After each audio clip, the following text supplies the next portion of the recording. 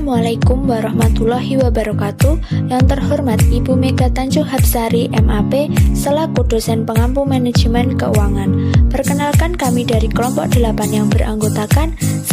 Cahya Ayu Renggani NIM 12646201003. 2. Riris Kartika Novitasari NIM 12646201014. 3. Iis Norwidia NIM 12646201028. 4. Nitsya Kurnia Putri NIM 12646201040. Pada kesempatan kali ini, kelompok kami akan menyampaikan materi tentang manajemen kas.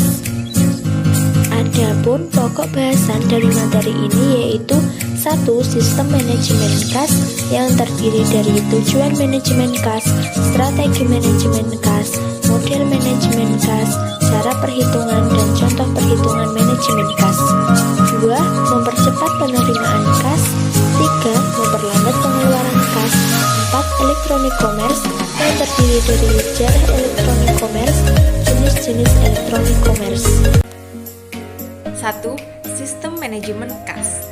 Yang pertama, pengertian kas. Kas merupakan aktiva yang paling liquid, artinya yang paling lancar, karena dapat digunakan segera untuk memenuhi kewajiban finansial perusahaan.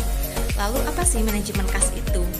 Manajemen kas sebagai pengoptimalisasian penggunaan kas sebagai aktiva. Hal ini tidak boleh terjadi kegagalan dalam pemakaian kas dan pengawasan terhadap posisi kas. Selanjutnya, tujuan manajemen kas. Tujuan manajemen kas terbagi menjadi 2. Yang pertama, likuiditas, dan yang kedua, earning. Likuiditas artinya manajemen harus secara sadar menjaga likuiditas dan jumlah kas yang harus ada dalam perusahaan. Earning artinya tiap pengeluaran perusahaan harus diarahkan untuk mendapatkan hasil yang lebih besar dibandingkan kas yang dikeluarkan. Selain itu, manajemen kas harus menjamin pengeluaran yang dilakukan secara ekonomis. Selanjutnya, strategi manajemen kas. Strategi manajemen kas antara lain: yang pertama, membayar hutang dagang selambat mungkin asalkan jangan mengurangi kepercayaan dari supplier atau pemasok kepada perusahaan. Yang kedua, mengelola persediaan seefisien mungkin agar inventory atau persediaan dapat ditingkatkan. Yang ketiga, mengumpulkan piutang secepat mungkin tetapi jangan sampai menyebabkan menurunnya volume penjualan karena ketatnya kebijakan kredit yang dijalankan. Safety level of cash balance. Ini adalah saldo kas minimum yang perlu dimiliki perusahaan untuk melindungi perusahaan dari resiko kesalahan saldo kas. Safety level of cash balance sebaiknya ditetapkan untuk periode normal dan periode puncak. Periode puncak adalah periode di mana kebutuhan kas memuncak. Rumus safety level of cash balance adalah jumlah hari yang diinginkan dikali rata-rata harian pengeluaran kas. Contohnya seperti ini. Contoh pertama, perusahaan Madujaya menetapkan bahwa safety level of cash harus cukup untuk menutupi pengeluaran selama 7 hari. Pengeluaran kas rata-rata sehari berjumlah 600.000. Jadi safety level of cash balance-nya itu 7 dikali 600.000 yang hasilnya 4.200.000.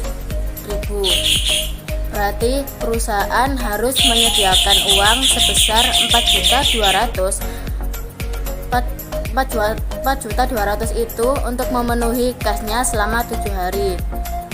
Dan contoh kedua, selama 3 hari puncak dalam bulan Agustus, pengeluaran kas perusahaan Maju Jaya berturut-turut 750.000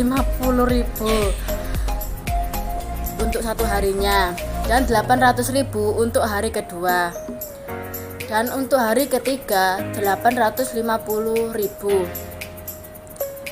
3 hari secara berturut-turut. Rata-rata pengeluaran kas yaitu adalah 800.000. Bila mana jumlah hari yang diinginkan pada periode puncak adalah 5 hari, kalau kita mau periode puncaknya 5 hari, maka safety level of cash balance-nya pada periode puncak perusahaan maju adalah 5 dikali 800.000 yang hasilnya 4 juta rupiah. Selanjutnya, model manajemen kas, model Baumol tahun 1952. Baumol mengakui adanya persamaan antara manajemen persediaan dengan manajemen kas jika dilihat dari aspek keuangan. Sasaran model ini adalah menentukan jumlah rata-rata optimal surat berharga yang harus dijual untuk dirubah menjadi kas. Sehubungan dengan perusahaan dapat menyediakan jumlah kas yang sesuai dengan kebutuhannya dari waktu ke waktu, yang disebut Economic Cash Quality atau ECQ. Model Baumol yaitu total biaya transaksi yang diminimalkan untuk memperoleh saldo kas optimal terdiri dari 2 item, yaitu biaya simpan dan biaya transaksi. Biaya total sama dengan biaya simpan ditambah biaya transaksi. TC sama dengan C dibagi 2 dikali I ditambah T dibagi C dikali B. C sama dengan akar 2 kali B kali T dibagi I. Keterangannya yaitu C saldo kas optimal yang akan kita cari, I tingkat bunga, T total kebutuhan kas dalam satu periode, B biaya order kas. Misalkan seperti ini, kebutuhan kas perusahaan selama 1 bulan yaitu 20 juta. Perusahaan memperoleh kas dengan menjual surat berharga. Biaya transaksi di perolehan kas adalah Rp10.000, sedangkan tingkat bunga adalah 18% per tahun atau 1,5% per bulan. Saldo kas dapat dihitung sebagai berikut. C sama dengan 2 dikali 10.000 dikali 20 juta dibagi 0,015. 0,015 itu dari 1,5%. Dan dari sini kenapa pangkat setengah adalah akar. Jadi akar dari 2 kali 10.000 dikali 20 juta dibagi 0,015. Hasilnya 5.163.978 rupiah. Itu hasil dari saldo kas yang optimal adalah 5.163.978 rupiah. Dalam periode 1 bulan perusahaan melakukan order pengisian kas sebanyak 20 juta dengan saldo kas optimal yaitu 5.163 juta sama dengan 3,9 kali atau sekitar bisa dibulatkan sekitar 4 kali. Total cost atau TC sama dengan 5.163.978 rupiah dibagi 2 dikali 0,0115 ditambah buka kurung 20 juta dibagi 5.163.978 rupiah dikali 10.000. Hasilnya TC sama dengan 38.730 rupiah ditambah 38.730 rupiah sama dengan 77.460 rupiah. Mempercepat penerimaan kas. Mempercepat penerimaan kas masuk adalah salah satu cara untuk menjaga agar posisi kas perusahaan selalu berada di titik yang aman. Berikut ada 5 langkah mempercepat penerimaan kas masuk dan meminimalisir kemungkinan penundaan pembayaran. Yang pertama, diskusikan tagihan terlebih dahulu. Semakin awal pelanggan tahu bahwa Anda menginginkan pembayaran tepat waktu, kemungkinan pelanggan membayar tepat waktu semakin besar. Sebaliknya, semakin mereka telat mereka mengetahui, semakin besar kemungkinan mereka menunda pembayaran. Yang kedua, tawarkan diskon untuk pembayaran lebih awal di antara pelanggan. Mungkin ada perusahaan berskala besar. Biasanya mereka menerapkan kebijakan keuangan yang ketat. Mereka tidak akan melakukan pembayaran lebih cepat dari tanggal jatuh tempo. Sudah pasti mereka melakukan hal itu sebagai bagian dari strategi keuangan perusahaan. Yang ketiga, tambahkan pilihan metode pembayaran. Jika selama ini Anda hanya menerima pembayaran via cek atau transfer, tidak ada salahnya Anda tawarkan metode pembayaran lain, terutama sekali untuk pelanggan yang berlokasi di luar negeri. 4. Lakukan follow-up invoice terjadwal. Ini super penting sebagai bagian tak terpisahkan dari proses penagihan. Jadikan kebiasaan untuk selalu mengawasi tanggal jatuh tempo piutang tagihan setiap hari. Yang kelima, kenakan denda atau provisi untuk setiap 1 hari keterlambatan. Keterlambatan pembayaran dan kas masuk bisa berakibat sangat buruk bagi perusahaan, terlebih-lebih jika perusahaan Anda bukan yang berskala besar.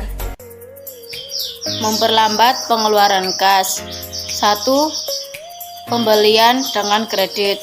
Pembelian dengan kredit berarti supplier mendanai lebih dulu pembelian yang dilakukan oleh perusahaan. 2. Memanfaatkan float. Float merupakan selisih perbedaan saldo bank dengan saldo kas perusahaan. 3. Menggunakan draft. Draft merupakan tanda bayar yang harus diotorisasi oleh pihak perusahaan untuk kemudian dibayarkan. Istilah kasbon sering digunakan. 4. Pembayaran secara sentral. Dalam cara ini, setiap tagihan datang ke cabang perusahaan akan disertakan ke pusat untuk dimintakan otorisasi. Setelah pusat memberi otorisasi, bank kemudian diserahkan lagi ke cabang dan kemudian bisa dibayarkan. Dengan cara semacam itu, pembayaran bisa ditunda. 5. Cek dibayar pada hari tertentu. Cek bisa dipakai untuk memperlambat pembayaran kas. Misalkan gaji pegawai dibayar dalam bentuk cek yang akan dibayar dalam hari Jumat. Cek tidak langsung diuangkan, apalagi hari Jumat merupakan hari pendek.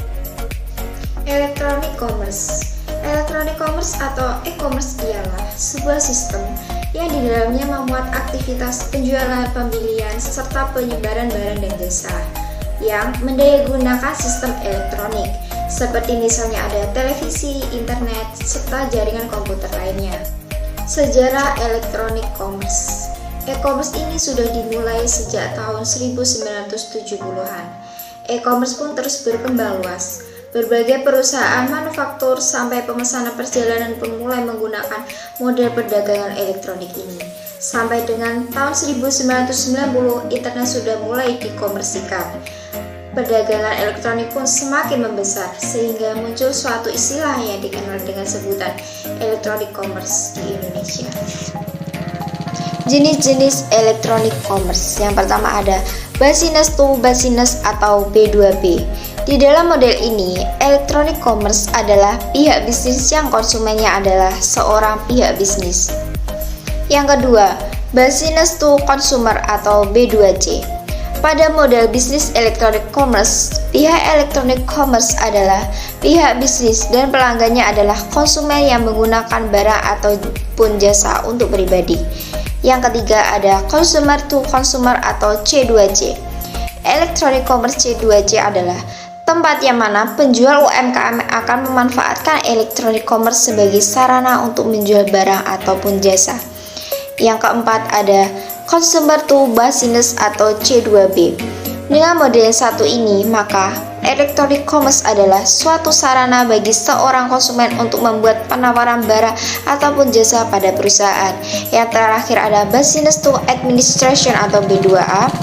Model seperti ini adalah perusahaan yang memberikan layanan atau penjualan barang pada pihak pemerintah.